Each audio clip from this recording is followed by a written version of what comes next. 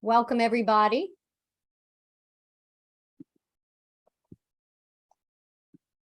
We're going to get started by waiting for people to come in.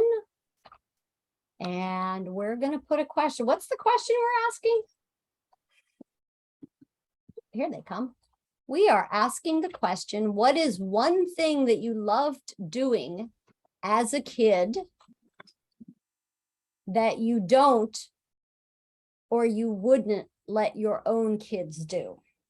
So while we're waiting for everybody to come in, take a second in the chat and answer the question, what is the one thing that you loved doing as a kid that you don't or wouldn't let your own kids do now?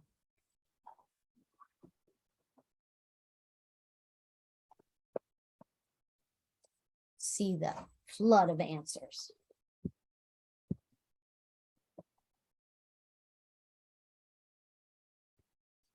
And panelists, you can answer that question too. I'm trying to figure out how I answer to regular people and not just the panelists.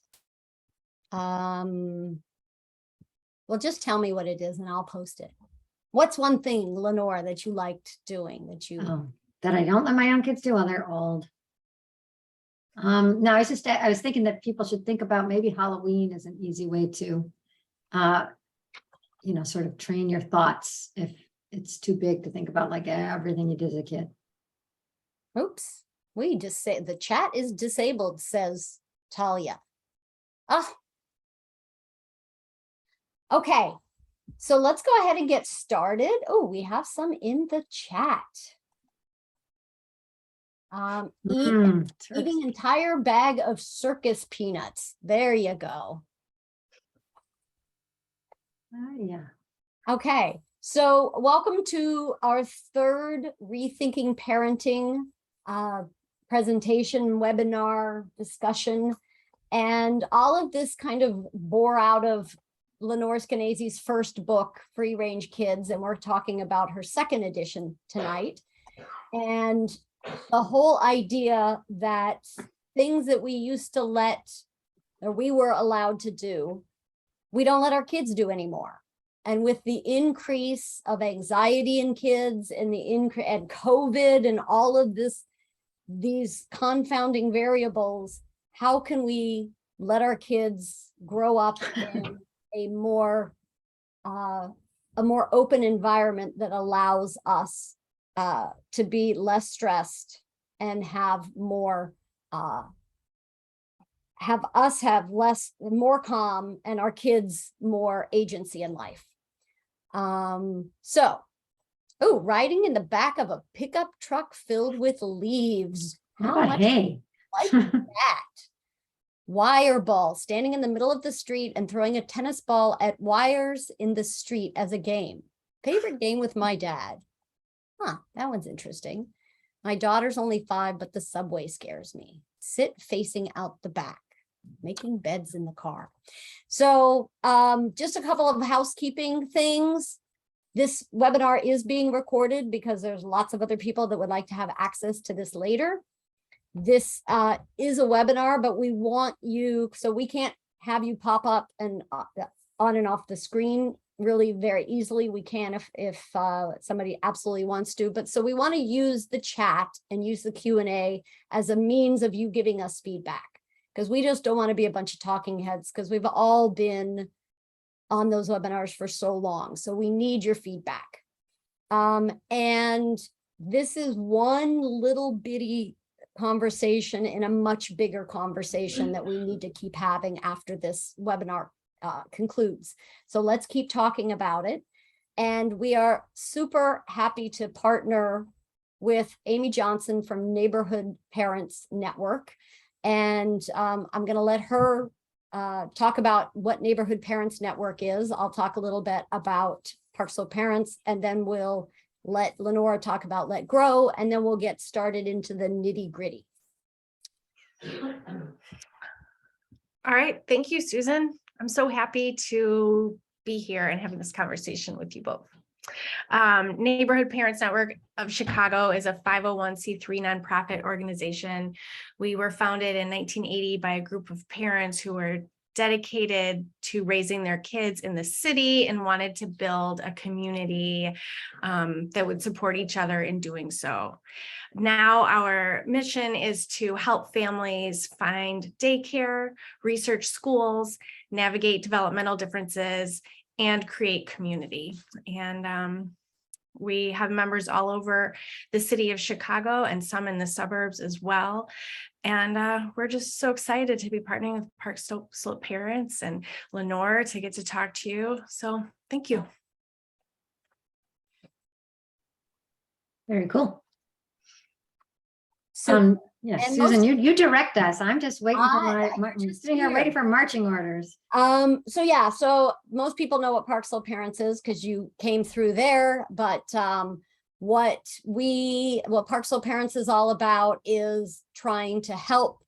I'm trying to unpin me or remove pins. Anyway, Park Slope Parents is now 7,300 parents. We've been around for 20 years. We have been doing this for a long, long time. And one of my questions is always, are we contributing to more anxiety and less independent play because of Park Slope Parents? So we can talk about that a little bit later, but hopefully we're contributing to the overall good. And now Lenore is going to talk about Let Grow and how she came to make it all happen. The vast notoriety that follows her around. So thank you both. You represent my two favorite cities, Chicago, where I was born. I was raised in the suburbs, and New York, where I've lived since a long time. Let's just put it that way, after college. And the reason I have any prominence whatsoever is that years and years ago, when our younger son was 9, he started asking me and my husband if we would let him ride the subway by himself, take him someplace he'd never been before and find his own way home. Said yes, he did it. He went from Bloomingdale's to 34th Street and then across town to where we lived. And I wrote a column about it. And 2 days later, I was on the Today Show, MSNBC, Fox News, and NPR. And so that weekend, I started a blog called Free Range Kids that said our kids are smarter and safer, and I now say stronger, than our culture gives them credit for. It irks me that our culture is undermining our confidence in our kids and in our communities. And then, excuse me, about 5 years ago, Jonathan Haidt, who you might know, he wrote The Coddling of the American Mind, and Daniel Schuckman, who was chairman of an organization that fights for free speech on campus called FIRE, were talking about what was happening on campus. Seemed like kids were arriving fragile. They were getting more upset than ever before about a bad grade, an argument with a roommate, a mouse in the dorm. And, I think it's great to avail yourself of, the mental health providers, shrinks. But it seemed like these on campus, they were becoming overwhelmed. So many kids were so upset and felt so unfit. And they seemed to be conflating feeling uncomfortable with feeling unsafe. So John Haidt and Dan were talking, who's fighting this at a younger age? Because it can't be that kids just become nervous and fragile when they're 18 and step on campus. What has been taken from them that is making them so worried? Who's fighting that? Who's trying to make kids, grow up resilient and resourceful? And they found me, and they said, let's start a nonprofit. I said, okay, so long as we bring in also Peter Gray, who is a psychologist, professor at Boston College, who has been studying the real fundamental importance of kids just playing, and I don't mean playing in an organized activity. I mean playing like coming up with something to do and arguing and having fun and joking and laughing and running and just doing what kids have done since the beginning of time till about 40 years ago, which was making their own fun. And he considers this a very strange social experiment, sort of unprecedented in human history, except in times of slavery and war, when children are not at least free some of the time to just goof off and make their own fun. Instead, they are in organized activities, or we're always supervising them. And so Peter joined us, and we called our organization Let Grow. And Let Grow is dedicated to making it easy, normal, and legal to give kids the independence that we think they need to grow up, confident, happy. So that's Let Grow. And I'm happy to talk about how we got to this point, not Let Grow, but how our culture got to this point, what we're doing right, what we have to work on, what it's doing to kids, and how I never blame helicopter parents because I am part helicopter on my mom's side. And I get it. I get that it's our culture's problem that's making us all so concerned about every aspect of our kids' childhood. That's why we're here tonight, that we're almost not allowed to trust our kids and to trust our gut. So I'm mad at our culture. I'm not mad at parents. That's it. And cheers. This is not vodka, it's water. It would be okay. We're not going to judge you, Lenore. Hmm. So one of the things we did when people signed up through Park Slope Parents to Mhm. tonight was to say, what's the one thing that you would like to get out of this discussion? And so we made those into our objectives to try to answer some of those. So I'm going to have Amy and Lenore kind of talk a little bit about how did we, about the objectives. Go for it, Amy. Okay. Well, based on what you were hoping to get out of this and from Lenore's expertise, we want to cover how did we get here? How do I lower my anxiety and stress as a parent? How do I help my kids become more confident? Mhm. And what are some tips for city living for your kids or for you? And how can we make this into the new normal? Oh, is that all? And we have an hour? Okay. Right. So what we're really talking about is the wave of marketing, the wave of everything. How do we change the new culture that replaced me playing outside? How do we replace that? So let's talk about how we got here. So Lenore, how did we get here? It's interesting. Today I was just talking to a historian. Actually, she wrote an entire history of American childhood. And the way we got here is multifaceted, but really, I'd say the biggest change happened really in the 1980s, when a couple things were happening at the same time.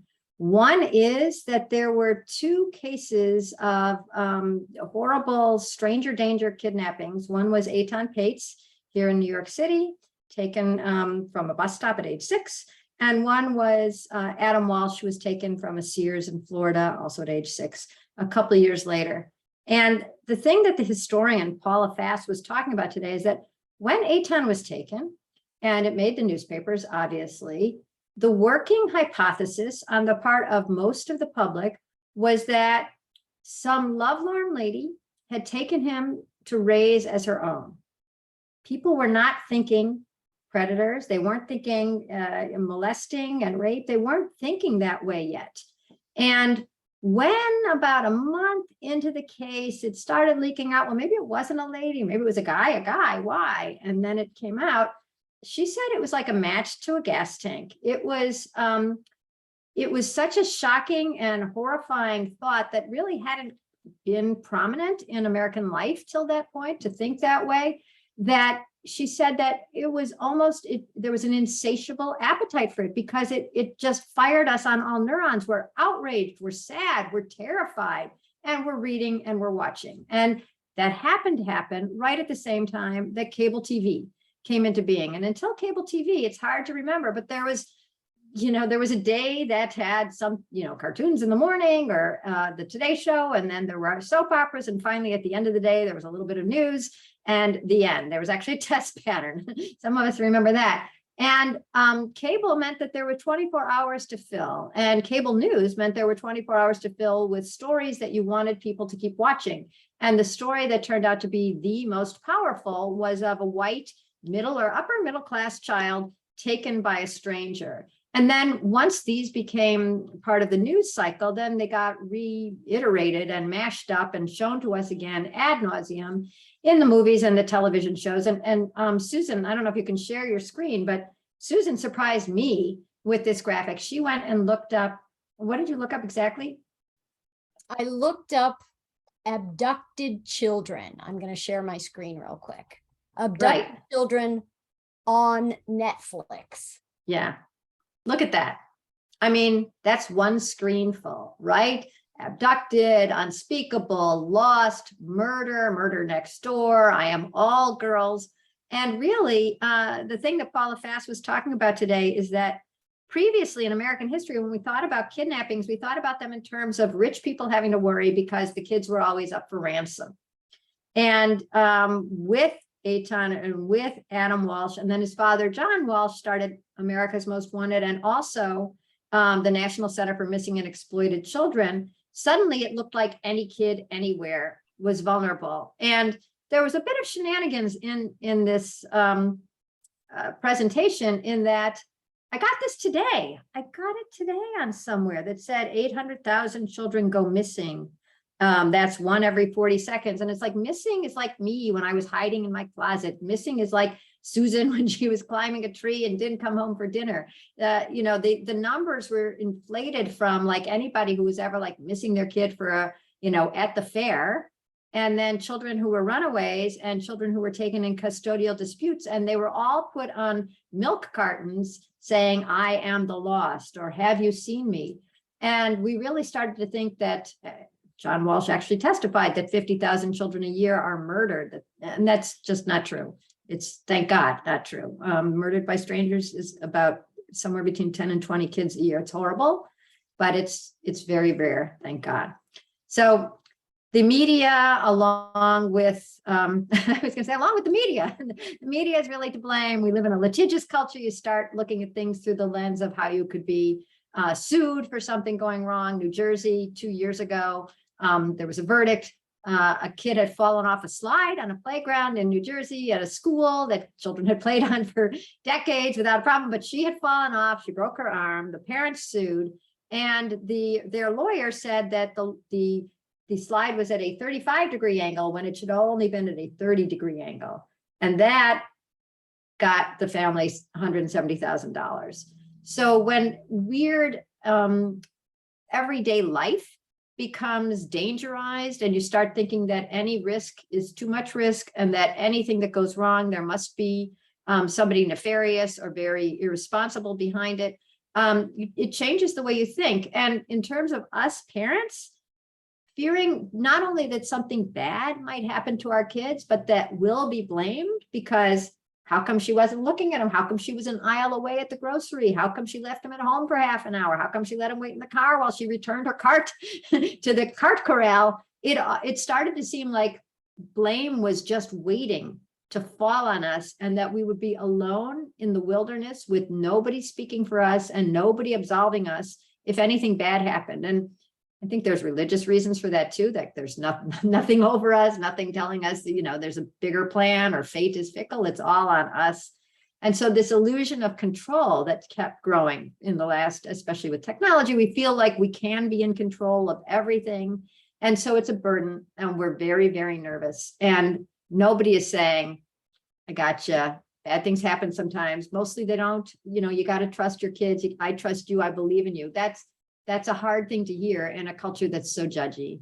Yeah, and she's here today as an audience member and us different chat things. But Nancy McDermott has written a book. Can you pick up her book? Oh my God, can I pick up her book? And you should see you this book. If we just flip through it, you will see so many pages. I don't know if you can see that now, but they're underlined, underlined, underlined. Yes. So Nancy's book is called The Problem with Parenting. And what it does is it goes back to the beginning and how parenting has changed, what she calls little p versus big P. You were parents, but now you're parenting. And that, from day one, you end up having this, oh my gosh, your baby could get fetal alcohol syndrome and all of the things that come up that end up being your fault. And as you said, under your control.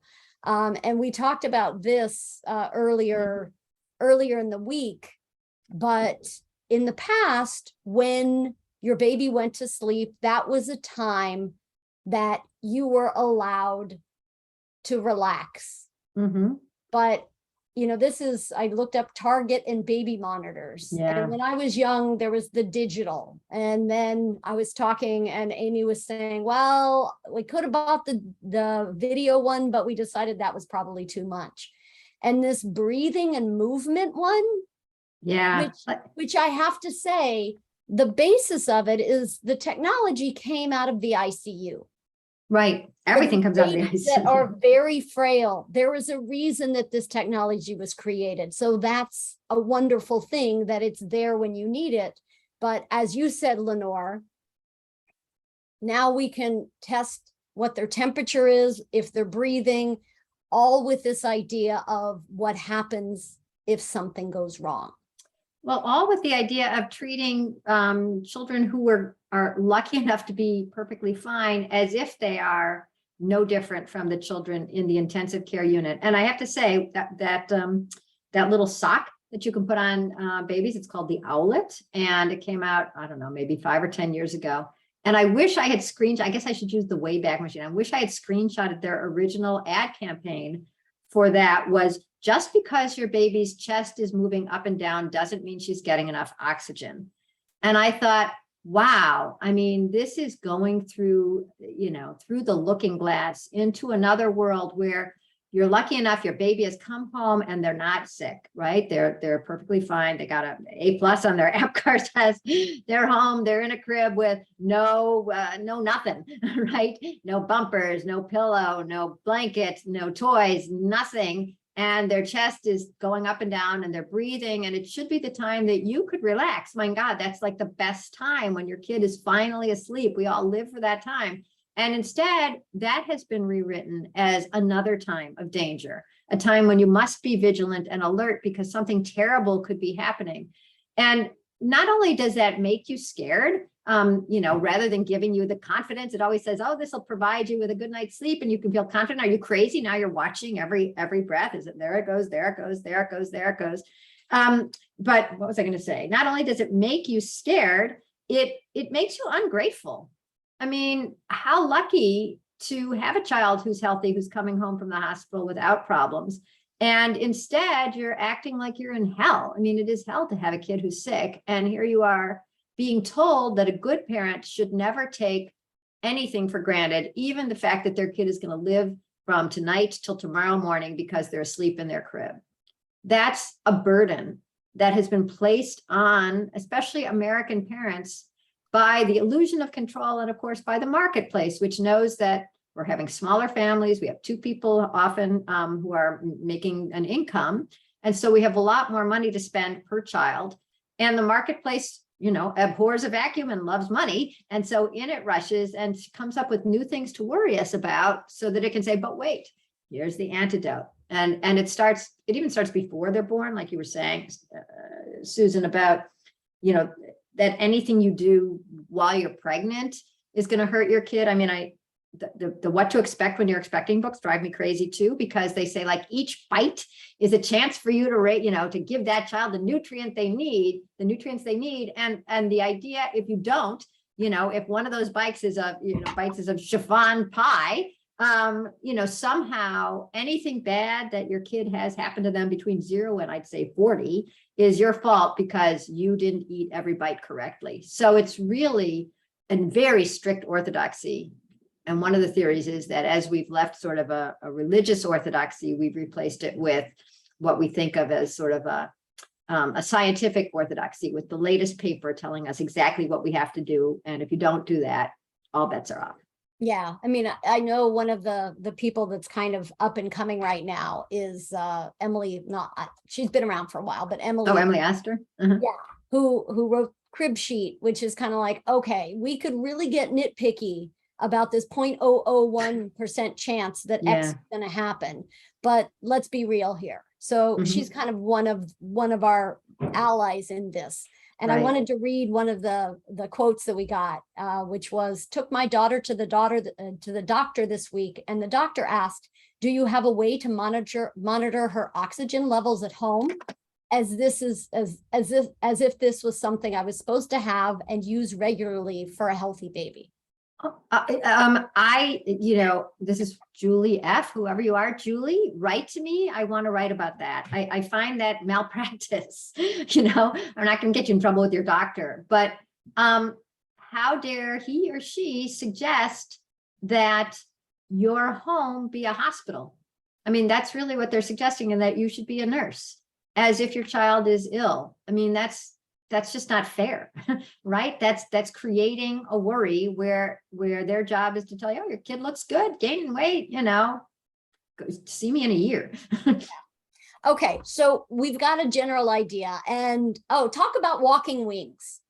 Talk about I should have brought the package out. So this is just another part of the whole idea of the marketplace, really. So there's this product called Walking Wings, and maybe some of you, does anybody know? No, I'm not talking about that. Walking Wings is basically a little vest that you put around your kid, and it has strings attached. And it's when your child is learning to walk, you put the vest on them, and then you hold them like they're a puppet, and then you walk them. And what kills me about the box, which I think maybe you had a picture of, I don't know, is that it says, helps child develop walking more naturally, which is absolutely not true, because somehow we all learned to walk before the invention of Walking Wings, and I'd say that's more natural. And then the other thing it says is it cuts down on falls, and it gave some statistic like your child will fall an average of 17 times a day when they're learning to walk, and I'm like, yes, so, but once again, they've taken something that's absolutely normal, and before we were talking about sleeping, now we're talking about falling, and turned it into a distressing thing that no child should have to endure. And that if you were a decent parent, you would keep that from happening. And I actually think there's something developmentally good and also, metaphorically good about falling and getting up. First of all, developmentally, it's part of the walking process. It's not a terrible thing that happens to kids. It's a normal process. And then metaphorically, that's what they're going to want your kids to learn throughout life, that like you can fall and get up again. I'm here if you need me, but I know you're going to fall, and that's okay. That's part of the process. And so to already be starting to tell you, the parent of a 1-year-old or thereabouts, that falling is too much, too painful for them to deal with, and that it's a danger. That's why I think John Haidt came to me when he was seeing this thing on campus with kids feeling fragile. If you've been told from age 0 on up that what you're dealing with is too much for you, and here, let me help you, and the experts tell me I'm supposed to always be there, and I'll hold your hand, and I'll call the teacher, and I'll help you with this. How do you even know as a child what you're really capable of? And how do you know that actually what everybody's been telling you is so dangerous? Oh, never wait in the car for 5 minutes is not dangerous. If everything has been categorized as bad for you, you would think it is, right? You don't have an alternate world to go to realize, hey, actually I can handle all of that. What's the big deal? So that's a great segue into this next slide I want to show. Oh, let's see. Oh, yeah. Dr. Phil one. Yeah. As a parent, it's your job to protect your children and put their interests fully and completely above your own. So I just happened to show you this quote, and then you said, I was on Dr. Phil. So tell us about that. Yeah, I was on Dr. Phil years ago on an episode about extreme parents. And obviously I was the extreme parent who apparently doesn't care at all if my kids live or die. And I was on with this other woman, I wish I could remember her name, let's call her Molly, who was so worried about her kids that her daughter was, I think, a teenager by now, and she would drive following her daughter wherever she went. And if it was at night, she would turn off the lights and still follow her, really, the equivalent of stalking. And it's funny that Dr. Phil has that quote, because he was very much on my side.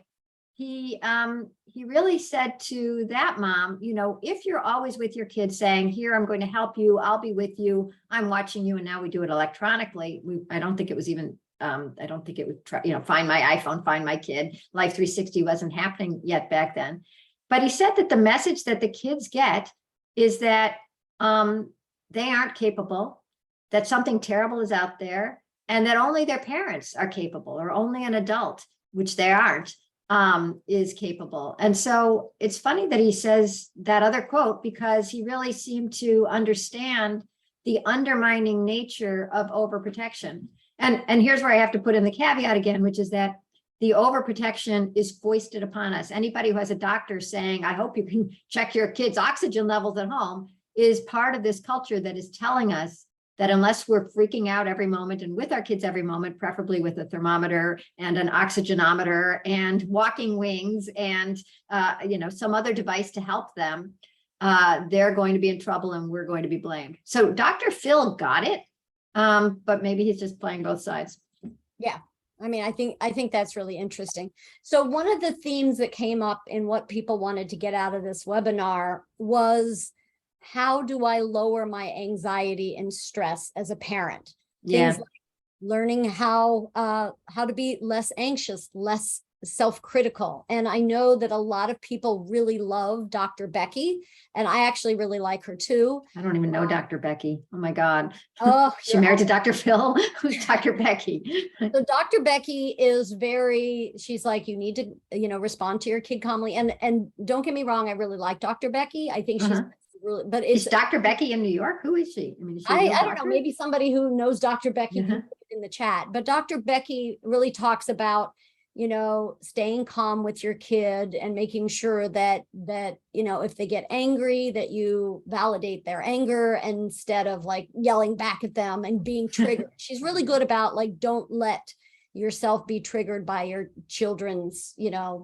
temper tantrums and anxiety attacks and things like that. So I think she's really good on that level, but I've also heard people say, Dr. Becky's one more reason why I think I'm not a good enough parent, because I'm not always calm. So how can we trust? Wow. Everybody else is always calm except you, terrible parent. Right. So how can I be less anxious about parenting, trust myself more, especially when everything that society is telling us is that we're not doing enough now. And this is, I don't know if this is, Amy, a thing in Chicago, but we now have this universal 3K program. But in some situations, you have to go to the certain preschool so that you're allowed into the 3K program. Amy, do you have 3K? Wait, you're on mute still. Okay, it has to happen. We do have pre-K that starts at 3 years old.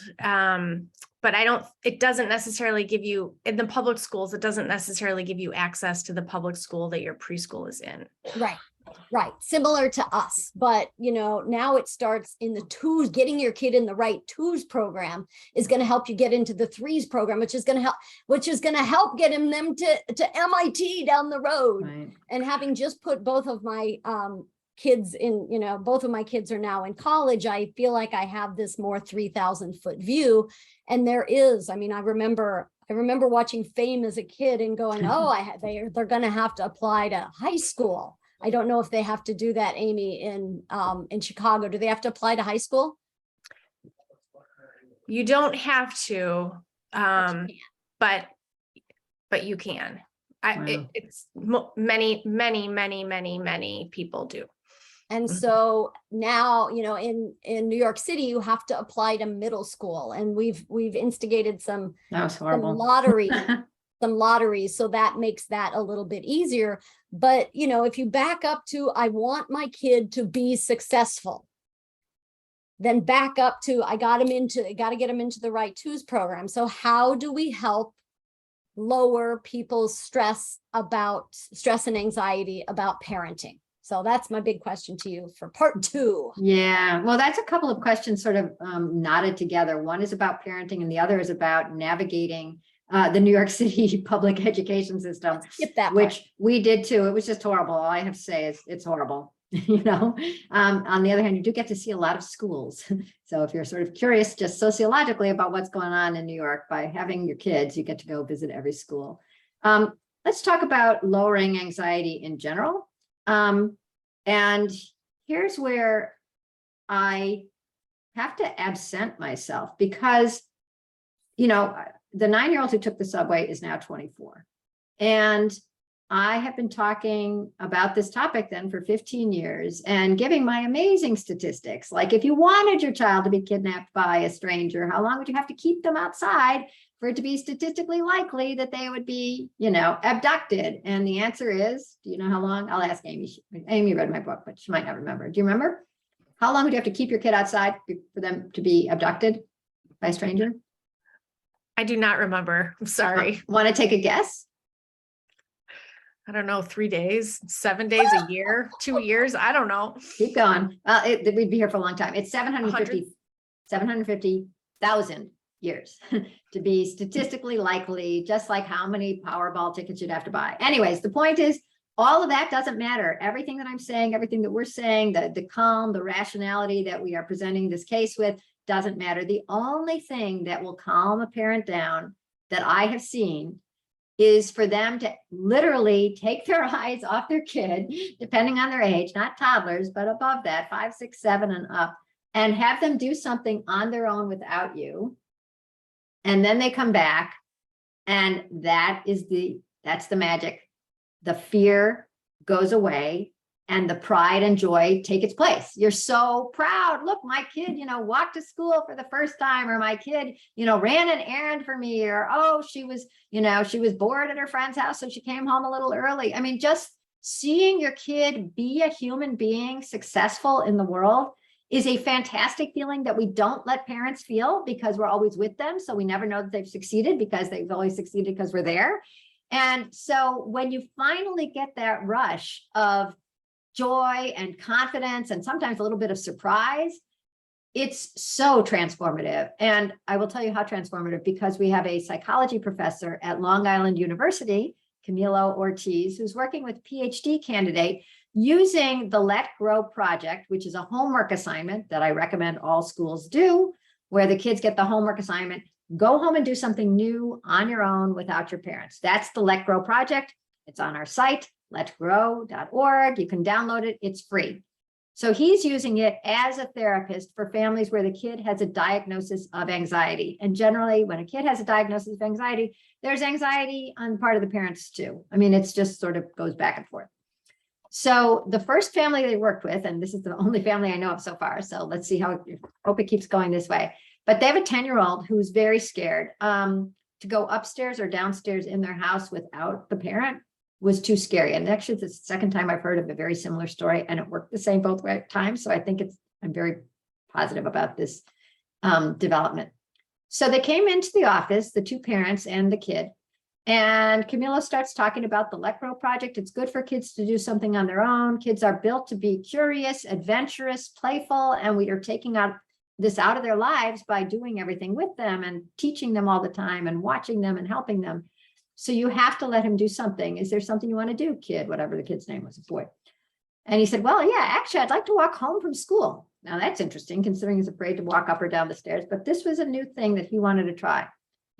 So the mom took the day off work. She was so beside herself with fear that she couldn't work. And she waited all day, and the kid came home. He walked home. And actually, she heard from a friend who'd seen him. He was going in the wrong direction for a little bit. Then he righted himself and came home. Okay. Next day, she goes to work. He comes home again. No problem, because now it's normal. That weekend, he decides he wants to do another Let Grow project. What is it this time? He wants to take, this is out on Long Island. He wants to take the Long Island Railroad 5 stops. That's about 10 miles, 15 miles, something like that. They let him do it. It's great. And that was the end of last year. Okay. A big breakthrough.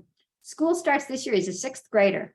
First day of school, you're going to get your locker. You're going to get your combination. You're going to meet your teachers. You're going to find your homeroom. Everybody is allowed to bring their parents. He says, I got this. Goes by himself, has trouble with the locker combination, all that stuff. But he comes home and he says, you know what? I was one of the only kids who didn't bring my parents. So that is how fast and how easy it is to gain confidence, both in your kid, like in your kid and inside your kid getting confidence, you getting confidence. And that's why I can wake up 15 years in a row and talk about this, because it's like discovering penicillin. There's something so simple, so basic, so natural and evolutionarily explicable that seeing your kid be successful feels great to you and changes the kid and changes your confidence level in them, changes your whole life. And it's that simple. So all I can recommend is do it. You have to take this leap of faith. And until you do, all you have is your fear and your worries. We've had a couple of questions and we're going to get to it a little bit later. This idea, how do we get our partners on the same page? And we're going to talk about this idea of a wolf pack. How do we, we're going to make a wolf pack, not a fox pack, but a wolf pack. Okay. How do we get our partners on the same page? How do we get our grandparents, our aunts and our uncles, if they think we're crazy? But we're going to move. So you've got to kind of, I'm going to summarize it to say being separate from your kids is a good thing for everyone, including your kids, but even more so including yourself. But now we're going to move into like, how do we know our kids are ready? Maybe it's not letting your toddler hop on the Long Island Railroad and go 5 stops, but I'm going to turn it back over to Amy to talk about, you know, now that I'm less anxious, how do I know they're ready? And what can I let them do, especially in the city?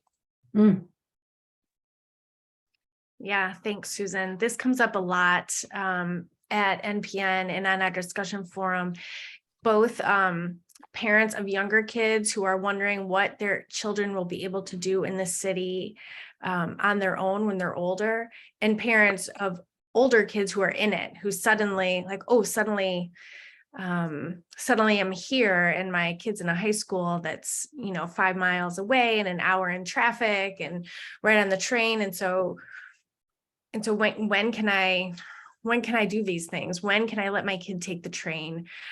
For younger kids, it might be, you know, when can I let my kids go to the park? A lot of families in Chicago, and I'm sure in New York, don't have yards. So if your kid's going to play outside, you know, maybe they can play on the sidewalk, but really they need the space sometimes for parks. And so I think I know as my kids were younger, I spent a lot more time outdoors with them than my parents did with me, because I could just go out the back door and be in my yard, and my kids could not do that here in Chicago. So how do we know when our kids are ready for these things? Like we want to make this happen, but how do we know it's time to make it happen?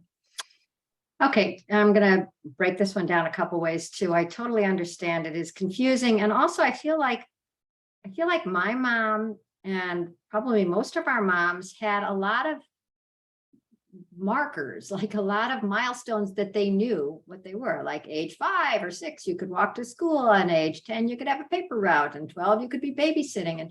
And all of these have been buried under the layers of fear, and we don't see any of them anymore.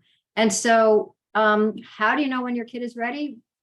A couple of different things. One is you think back to yourself, right?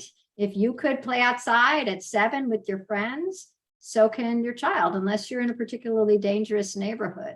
I think there's always more fun, not to mention more safety, when there's a bunch of kids around. So one of the things I suggest people try, and I don't know if anybody actually does this, but it's the work date, play date, where a lot of us are on our laptops all the time for our jobs. So bring your laptop over to Amy's house, and you 2 moms sit in the kitchen and you make your coffee, and you send the kids outside with a watch, an ancient thing that you put on your wrist, and it says you can't come in until it's, you know, half an hour or an hour, and you don't look out the window, and your kids aren't, you know, they can knock on the door, but they can't come in yet.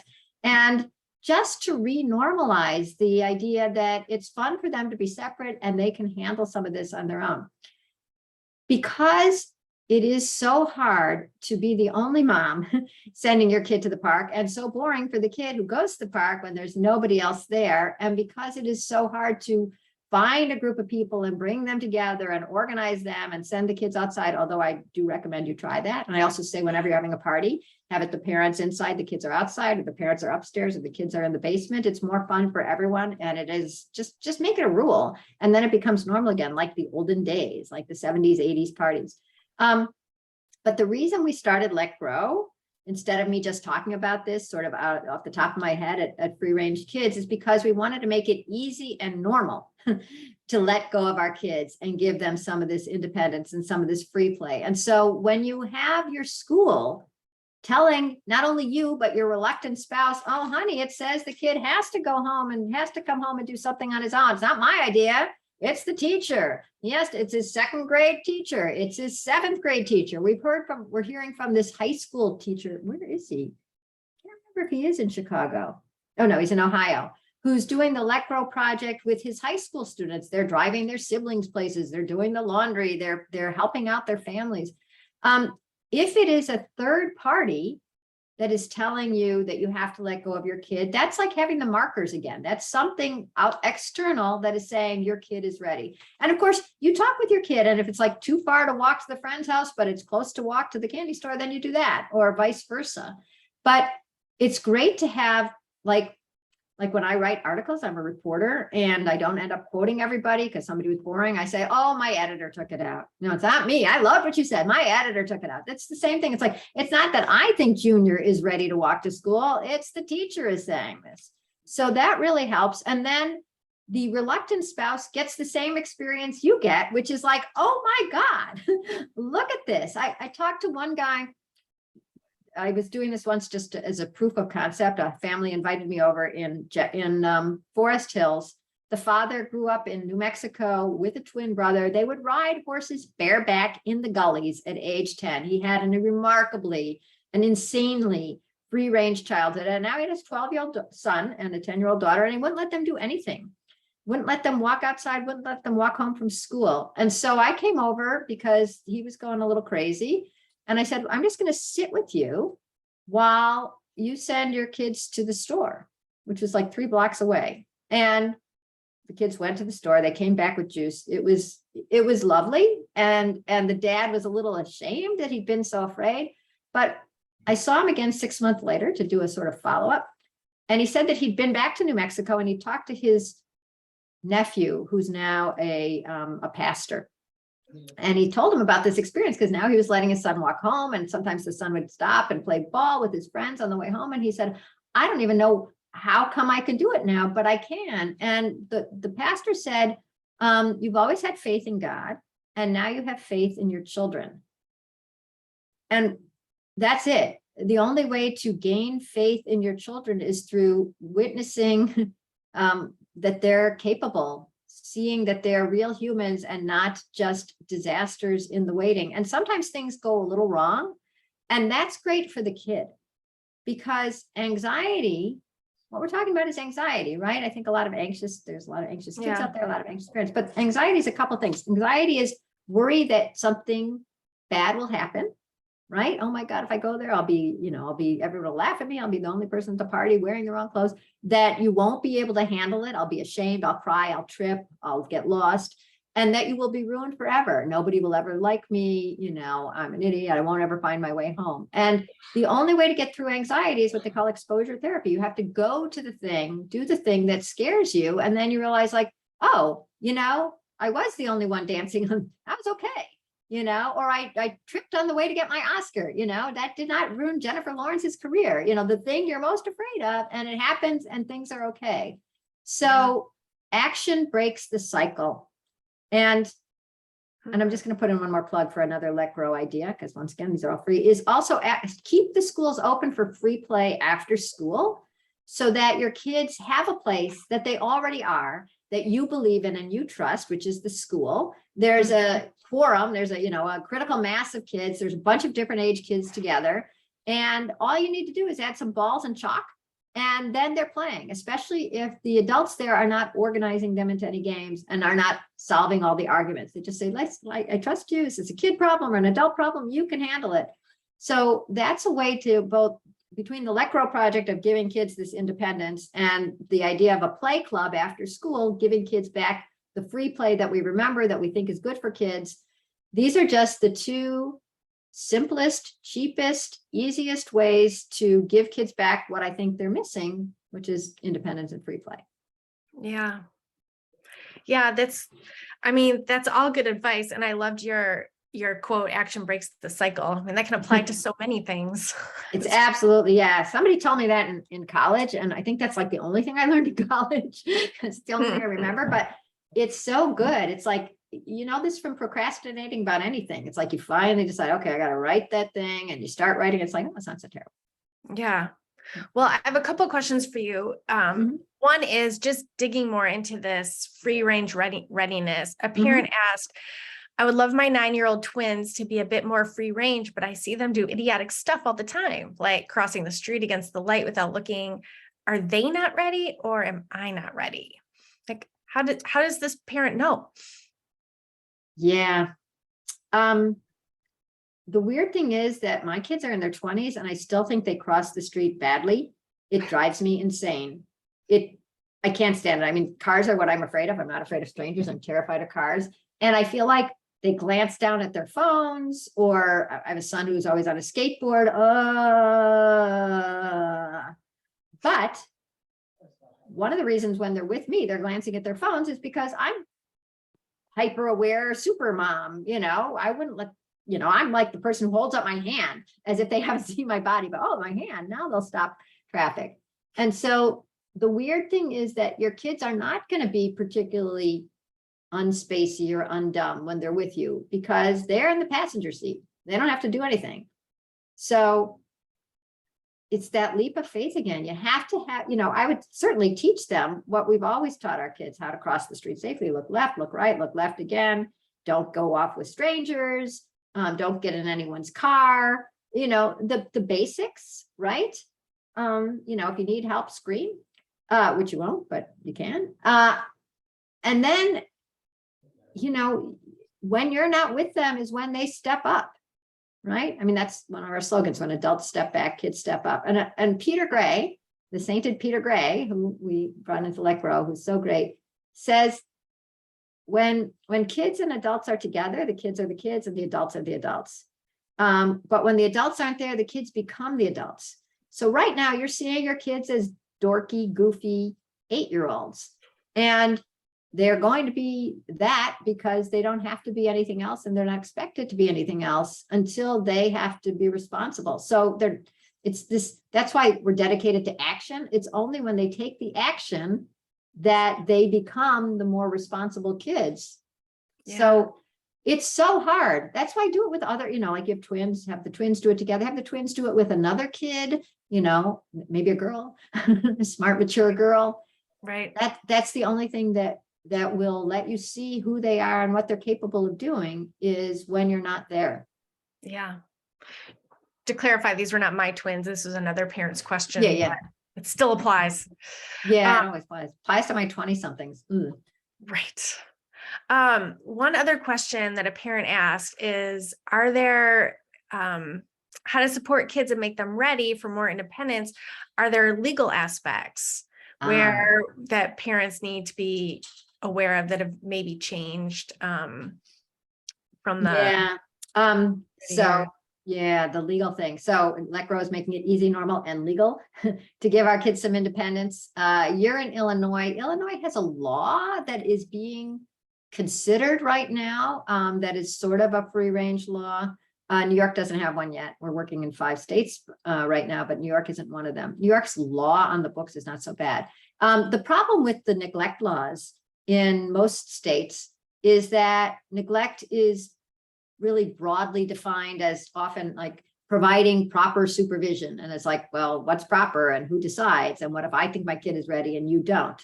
And so in 2018, Utah passed the first free range parenting law that we now call the Reasonable Childhood Independence Law that says you're allowed to give your kids reasonable childhood independence. You're not allowed to put your kid in obvious and likely danger.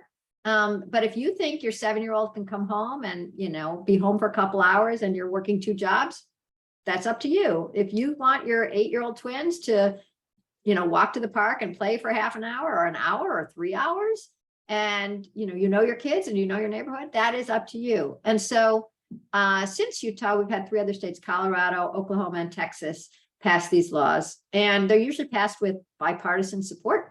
Often bipartisan sponsors and usually unanimously passed. So they're really popular, but we haven't done that one in New York yet. So in general, the law is on your side. What's bad is that people have cell phones and they call anytime they see a kid is outside. I mean, I'm exaggerating, they don't call anytime. And that's annoying. And I would like us all to spread the word that like there's nothing wrong with a child being outside. If you see a child in distress outside, that's something else. Or if you see a very young child outside and like 3 or 4, obviously that's a bad idea. But in general, the law is on your side, and that's all I can say. And certainly if you have a couple kids together, nobody's going to call. But it is a drag that has to be part of the equation at all. Yeah. Thanks. Wait, so let me just put it in a Yes. quote. So if you go to letgrow.org and you click on laws and advocacy, that's where we're actually asking for stories. If you have any stories, or we're interested in the chilling effect. I mean, the fact that we're talking about this now means that like you might be ready to let those twin 8-year-olds walk to the park, but you're worried, oh, what if somebody thinks they're not ready? And the chilling effect is one of the reasons that we're trying to pass these laws. But with a small staff, and we need donations and we need people. And so, 5 states at a time is all we can handle. Yeah. Yeah. Thanks for all that. It also, I think, affects kids who look a lot younger than they are. Yes. Dealing with one of those in Virginia. Yep. Yeah. And there's such a range, and Also, people are terrible at judging kids' ages. By the time your kid is 15, anybody from like 2 to 4 looks the same age. And then the 5 to 10, people get it all wrong. right. Yeah. Well, thanks for all that. Yeah. I think I will hand it back to Susan now. This is kind of a good segue Mhm. into the next section I don't remember the next about section. culture and laws. Oh, yeah. Well, I think we got to that. The laws are too vague, and people have been encouraged, like if you see something, say something, and we never say what something is. On the New Jersey Transit, there's this sign that flashes that says, if you think something's wrong or weird, it probably is. It's like, no, it probably isn't, it's probably fine. You see a guy with a backpack, that's probably not a bomb. I mean, it's back to the encouraging us to go to the worst case scenario first and proceed as if it's likely to happen. And that's just a recipe for a lot of false alarms and a lot of fear. I never thought of that. I'm going to think about that messaging a little different now. It seemed like a regular safety message, and that's really what you're saying. Now it's all ingrained with us to accept these messages. And so the thing about once you start thinking about what are these messages, what are these products, what are these rules, what are these laws? Once you start, it's like, I sort of feel alone sometimes because I'm like, isn't that crazy? It's like, no, that's for safety. And it's like, can you believe everyone's tracking their kids? No, that's for safety. And really it's like, you can't see the water that you're swimming in if you're a fish. And I feel like we've just had this nuclear fallout of fear ever since the 80s, where, we're making us afraid of our kids sleeping in the bed. Our kids, are going to be poisoned by the neighbors on Halloween. They're not going to know how to cross the street, even though we all cross the street at age 8. And they are, and we're going to be arrested because we trusted our kid to go and get the juice from the store. I mean, you breathe all that in and you start thinking that you must be in constant touch, either electronically or physically, with your kid. And that's the only way to keep them safe. And that when you talk to Nancy McDermott about her book, the scales that fell from my eyes when I read her book is that the real issue is that by making it normal and almost required to be with our kids all the time, telling them, here's honey, don't do it that way. Here, let me help you. Use your indoor voice. All that stuff is like the kid was about to do something. And instead, we're there. We're smart. We care. We love our kids. We intervene. And the process of them learning how to become a better kid, a better player, a nicer friend is actually stunted because they didn't work their way through there. They were just plucked from here and put there. It's that passenger thing. It's like, I know how to make a friend. I know how to be nice. I know how to make the pie. I know how to get us there. And the kid is passive. And that makes a kid passive, depressed, and anxious because they are so micromanaged, and I always think the key is not turning in the ignition. Yeah.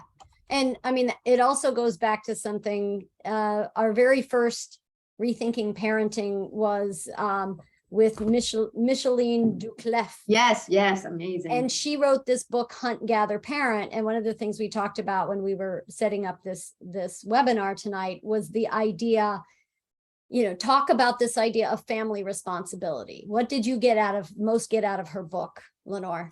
Oh, I felt like I'd really missed the boat. Her book is so great. And she understands the importance of independence. Okay, we both get that. But Micheline went to 3 different indigenous cultures on 3 different continents and watched the way they raised their kids. And the thing that they seem to have been doing since the beginning of time that we have stopped doing is depending on the kids to a certain extent. So it's not just we're doing for the children, but the children are helping us. And at first it's messy and they're incompetent, but they're always expected to help. And I didn't have my kids do many chores, and I regret it. And I'm sorry that regret is being sorry. So let's just put it that way. But kids have this desire to help out because they don't want to just be given stuff. They also want to be important and giving. And to take that away from them is taking another important building block of who they are and their self-confidence out of their lives. So don't be like me. Give your kids not even chores, but just expect them to be part of whatever process is going on. If you're cleaning up the house, they should be cleaning up the house. If you're making dinner one night, they make it another night. We just finished, Let Grow just had our Independence Challenge where we have people send us pictures of their kids doing things for the first time on their own. And it's just refreshing. The kids are riding their bikes and they're making cupcakes and they're cleaning the toilet and they're using a drill depending on their age and who they are and where they live. And it's like, the stuff that seems remarkable would have been so ho-hum a generation ago. Oh my God, the kid is, doing the dishes or making dinner. Of course, your kids can do that. And if you can weave it into your everyday life, that's great. Yeah. I recommend it. And I would recommend Hunt, Gather, Parent. And just the fact, a lot of the questions are, how do I know my toddler is ready? And of course, we're not going to let them ride the Long Island Railroad 5 stops, but just letting them 3 stops. Yeah, because there's 3. Right. But letting them help with the dishes and letting them, set the table and we super structure and super entertain our kids so much. Right. A neighbor got me the book, The Continuum Concept. And what's that? I'll put it in the chat, but it's one of these books that basically say, it's the Bible of attachment parenting, but it really wasn't. And I love having a segue into saying this because a friend of mine said, this is me and this is the universe circling around me. And if people just understood that, then everybody would get along better. But that's what we do with our kids. We put them in the center. We need to sign them up for music class. We need to sign, and then I'll go, or at a different time, I'll go shopping. We need to take them shopping. We need to let them help pick out the fruit. We need to teach them how, some of these kids, these freshmen have never done, in my daughter's dorm, they've never done their own laundry. They don't know, they don't have these basic skills. So I've actually started before, the adulting prep, things that kids should be able to do. And, and micromanaging them is not the way to go. It's not, oh, you need to put the dish in the dishwasher this way. Yeah. Because then, and Micheline talks about this in her book. It's like, don't over criticize what they're doing. They will learn. If they try to put it in the dishwasher wrong and it doesn't work, they'll figure it out. Right. But if we then micromanage, and somebody might know the Instagram mother who shows their kid doing things in this mini kitchen. Like, you like Nutella and bananas, give them a little wooden knife and let them cut up their bananas and put it on and spread it on a piece of bread. But don't tell them, oh, you need to have more bananas or you need to spread the bananas out. I'll look that one up and post that later. But I really feel like if we're going to micromanage our kids, we continue to take their agency away. Yeah. And part of all of, as you've said, it's okay for your kid to fail. Failure is a learning experience. It's okay for your kid to be bored. It's Right. okay for your kid to be unhappy for a little while. We're so quick to, well, if they're unhappy, we need to change that. You know, I really feel like it's not our job to make our kids happy. It's our job to give them the tools so that they can be happy themselves. And one of those things is agency. And one of those things is independence. And one of those things is letting them fail. So let's talk about the wolf pack for a minute as we wrap up, because of course, as we can tell, we can talk about this and Right. forever. And you mentioned before this idea, and somebody mentioned it in the what they want to get out of this, a feeling of solidarity with other parents. Right. Because if you're the only parent letting your kid walk to school on your own, Mm-hmm. you're getting these stares like, oh my God, Mm-hmm. you'd let them do that? And I'm going to tell one really short story. I live on 12th between 7th and 8th, and the kids' dance class was on 11th and 3rd Avenue. And 4th is pretty big. I probably wouldn't let my kids walk across 4th until they're much older. But from 4th Avenue to 3rd Avenue, I used to let them run down the street. And one time the kids were running down the street, and we were with another kid in the class, and about halfway down the street, the mother said, "Stop right there. Wait until we catch up." And I said, why do they have to stop? Because my kid had run, it was right on the corner. They just run and go into the dance studio. And she said, because I'm afraid that somebody will stop their car and grab my child. And so this fear, so I feel like we need to have a posse. We need to have a wolf pack so that we feel like there's some solidarity. So instead of I'm the only one letting my kid walk to school, let 2 kids walk to school by themselves. The twins that you mentioned, let them walk to school with a 3rd kid. Yeah. And so, we've talked about, and I would welcome people in New York City. There's a article about our playgrounds too safe. And so I'll put that in the chat. But one of our best play areas is the Zuckerman play area. And you can't call it a playground. It's where we had our, it's the one in the trees. We had that. Yeah. Why can't you call it a playground? Because it doesn't have an 1.5 inch thick. Oh, a mulch. So yeah, it doesn't have all of the things that officially call it a playground. And so that's a great area that we could say, okay, free range kids, play date.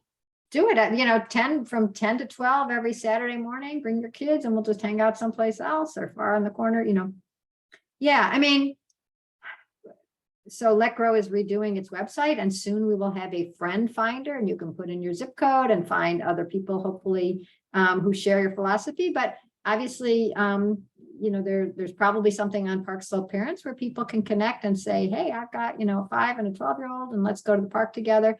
And maybe you have friends from your church, your synagogue, your school, and just try to meet up at some point and have the kids be separate from you. And that's all I have to say. I'm going to put in a big word for the Let Grow project as a way to renormalize getting kids out, the play club as a way for kids to play. I just took some notes. I want to go through them really fast. We have an adulting chart that's really funny somewhere on our site. Maybe Talia, you can look up adulting chart at Let Grow. It's, you can get a gold star if you, make a sandwich or something like that, and also get your own insurance. And then failure, I'm recommending failure, and I'm recommending, boredom and all that stuff, but it is so painful to be around your kid when they are really sad or bored. That's just another reason we can't be with them all the time, because we will rush in. We're just humans.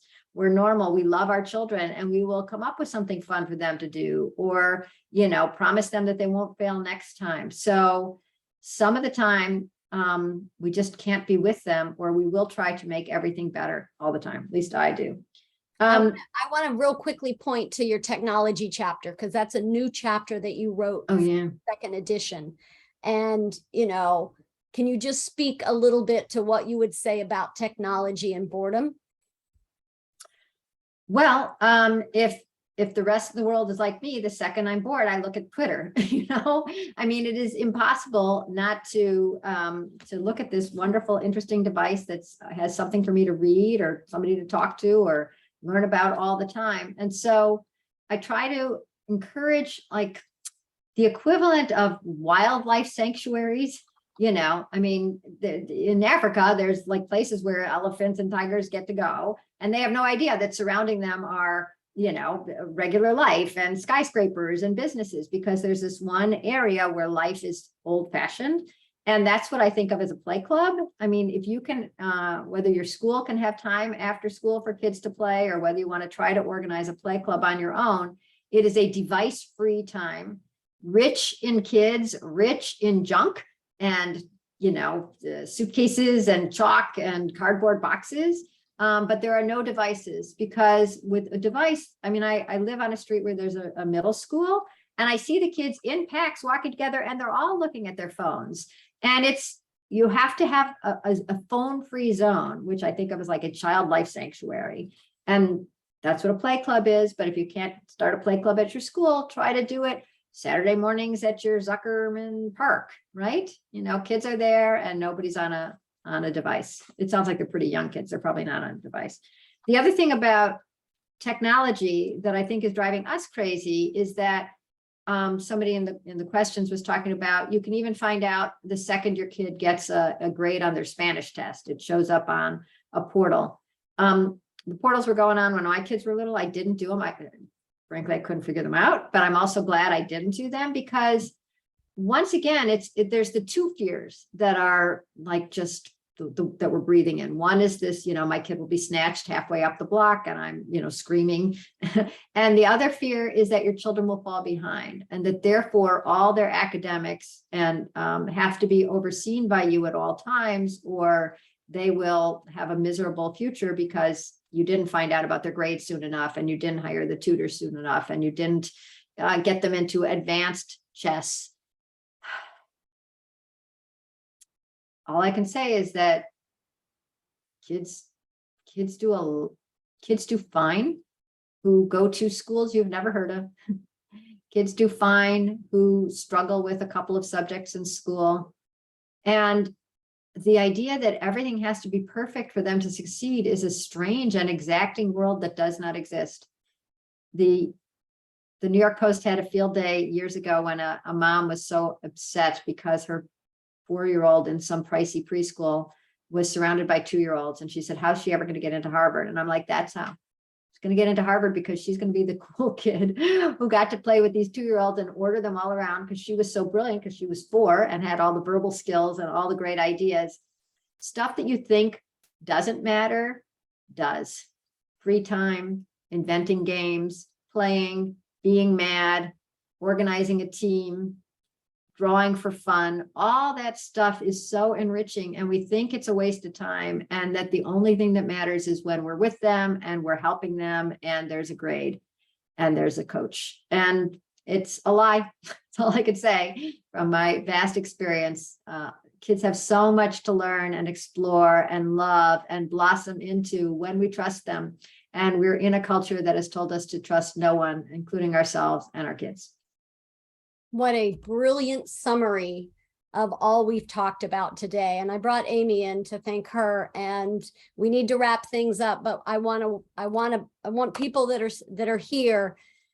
What is That's great. What is the one thing that you'll try to do in the next month to give your child a bit more agency, a bit more independence? What's the one thing? They can be 2, they can be 20. What's the one thing that you'll try to do? The one piece of advice that you'll heed from this? Hopefully, we want to start a revolution, right, Lenore? We Right? do. I've been trying to, light this fire for a while. And actually, I just asked Amy to give everybody my email address, because I love to hear stories and solutions. And I'm Foxworthy, or whatever your name was up there. I wanted to hear more about your doctor. I can't write to anybody except the panelists. So I'm Lenore at Let Grow. I will consider not checking the portal. Good for you.